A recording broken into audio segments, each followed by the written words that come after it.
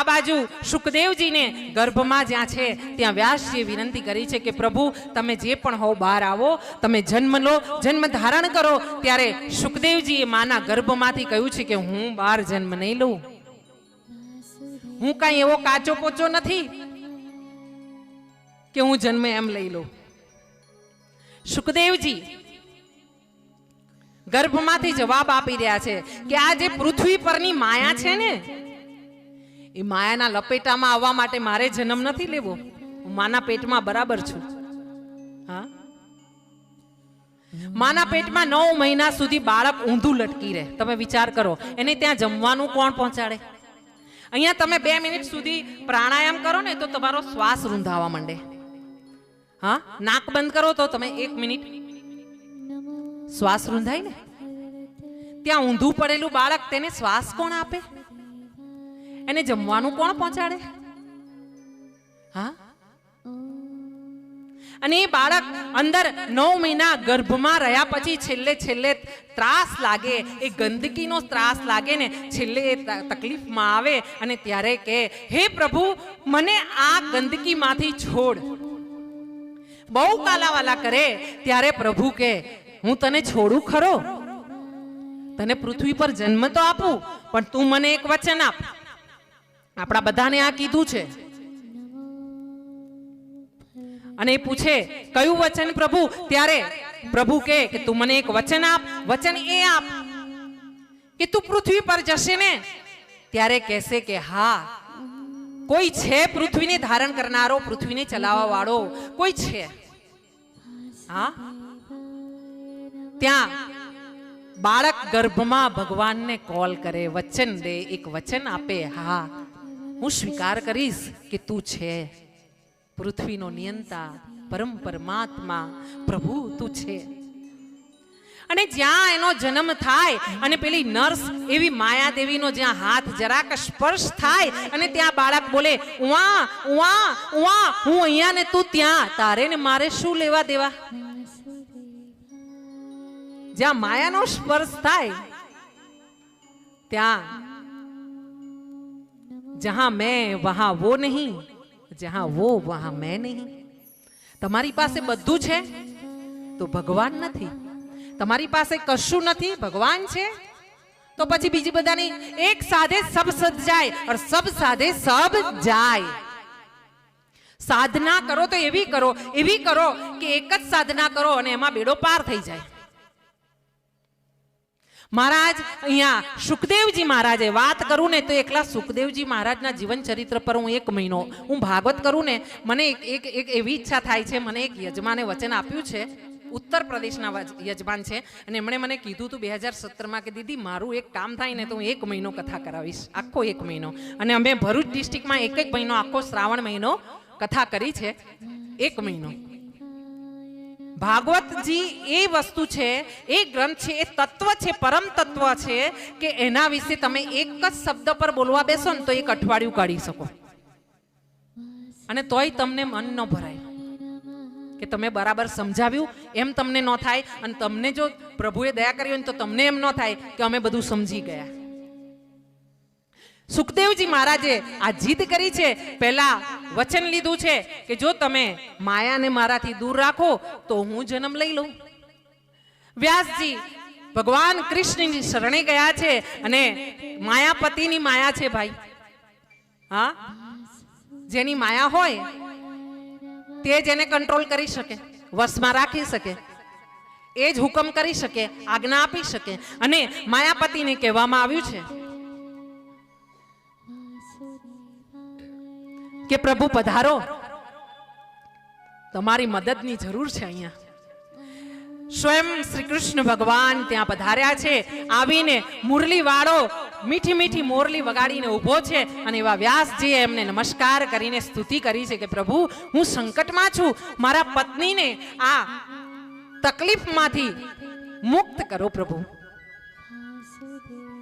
પ્રભુએ સમજી લીધું છે કે આ જે બાળક છે ને એની શું શરત છે કે મને માયાથી દૂર કરો. પ્રભુએ કહ્યું કે માયાથી દૂર રાખો કે માયાથી વિરક્ત રાખો એ તો કોઈના વશની વાત નથી. ખુદ માયાને પણ હું આજ્ઞા આપતા 5 વાર વિચાર કરું.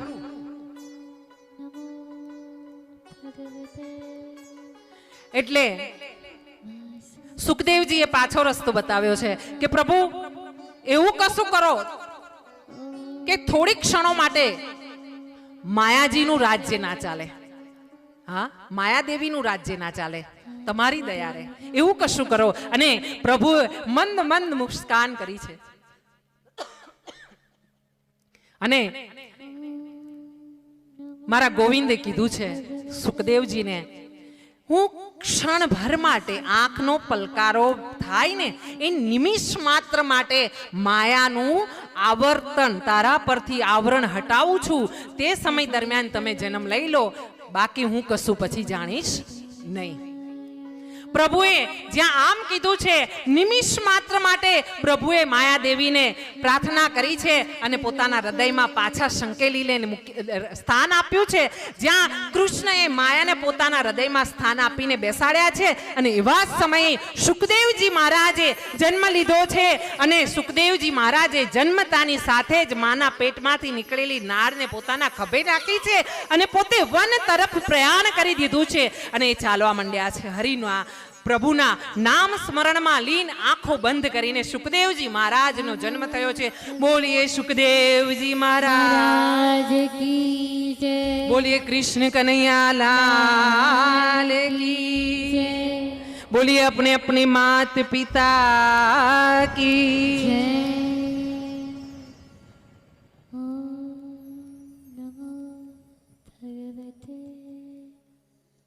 વ્યાસજી મહારાજે ભગવાનને ધન્યવાદ કર્યા છે, પ્રણામ કર્યા છે. પ્રભુ ગૌલોકમાં ગયા છે. આ બાજુ સુખદેવજી મહારાજ નીકળી ગયા છે વન તરફ અને વ્યાસજી મહારાજ એમની પાછળ પાછળ હે પુત્ર હે પુત્ર હે પુત્ર કરતા એમની પાછળ, કારણ કે એમણે તો શિવજી પાસેથી પુત્ર માંગ્યો તો.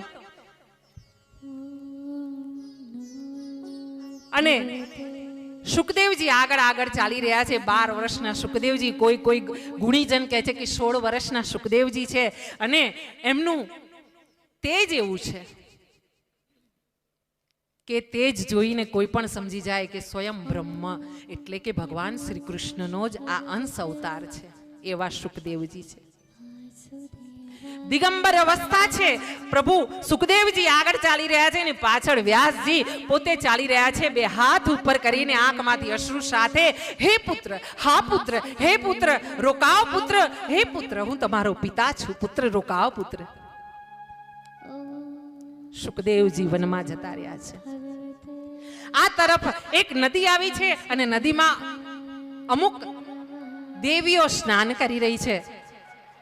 જ્યાં વ્યાસજીને જોયા છે સુખદેવજી નીકળી ગયા છે, વ્યાસજી પાછળ આવ્યા છે. વ્યાસજીને જોઈને જે પેલી દેવીઓ, પેલી સ્ત્રીઓ સ્નાન કરી છે એમણે પોતપોતાના વસ્ત્રો પોતાના શરીર પર ઢાંકી દીધા છે અને પોતે શરમાઈને ઊંધા ફરીને ઊભા છે.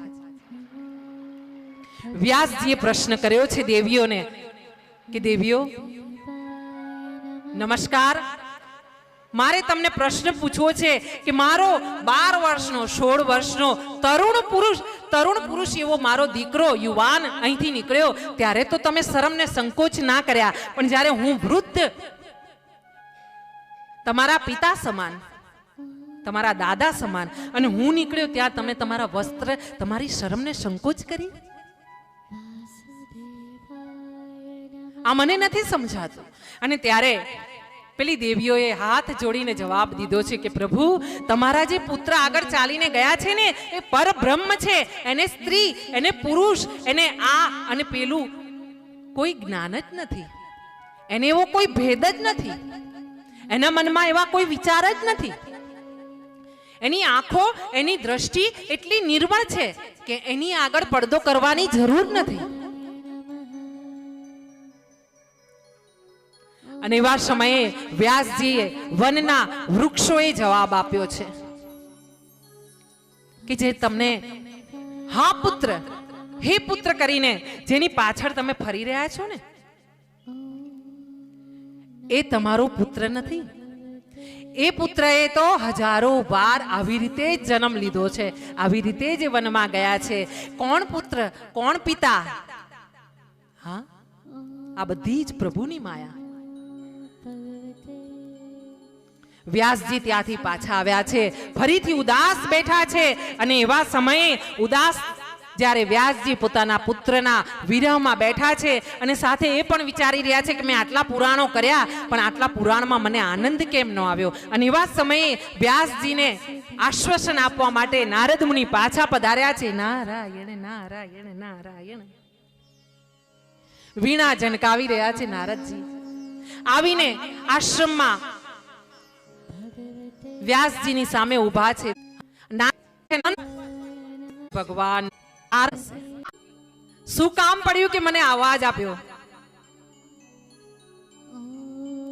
દ્રૌપદીએ બે હાથ જોડીને કીધું, સખા, દુર્વાસા ઋષિ આવ્યા છે. શું તને ખબર નથી? તું તો અંતર્યામી છે. પ્રભુ દુર્વાસા ઋષિ પધાર્યા છે. એમના 1000 શિષ્યો સાથે ભોજન પ્રસાદની વ્યવસ્થા ક્યાંથી કરું? તારા સિવાય કોણ ઉગારશે? તારો આધાર. દ્રૌપદીએ દીનાનાથનું શરણું લીધું છે.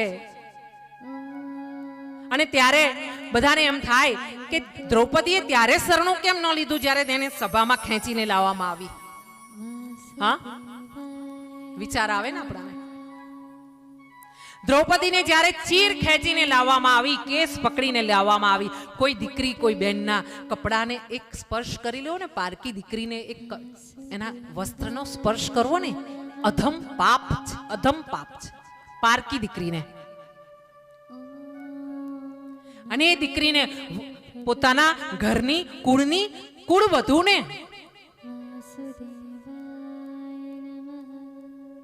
વાળથી પકડીને ખેંચીને ભરી સભામાં લાવવામાં આવી. વિચાર કરો કે એ સમયે દ્રૌપદીના આત્માને કેટલા તીર વાગ્યા હશે, કેટલું દુઃખ થયું હશે એ દીકરીને. ધારતે ને અગ્નિપુત્રી હતી દ્રૌપદી. એક નજર કરતે ને તો 100 કૌરવો સાથે આખા હસ્તિનાપુરને બાળી નાખતે. અગ્નિમાંથી ઉત્પન્ન થયેલી શક્તિ હતી, જગદંબા, ખપ્પર જોગણી હતી દ્રૌપદી. પણ એણે વિચાર કર્યો કે મારી લાજ બચાવવાનો, મારો નિર્વાહ કરવાનો, મને જીવડાવવાનો બધો અધિકાર મારા પતિ ઉપર છે. મારે તો 5 પતિઓ બેઠા છે, એક થી ઉપરના મારા પતિ. હા, ભીમસેન જેવો ગદાધર છે, અર્જુન જેવો બાણાવળી છે. હા, મારે શું ચિંતા? એણે પોતાના પતિઓનું માન રાખવા માટે પોતાના અગ્નિને બહાર ન કાઢ્યો. હા,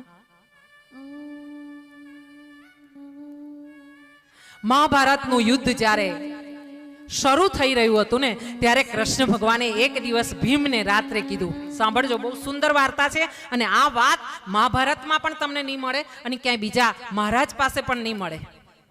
આ મારા પૂર્વજો દ્વારા મને મેં સાંભળી છે. અને આ વાર્તા, આ ઘટના, આ કથા એ મહાભારતનું એક તત્વ છે, રહસ્ય છે.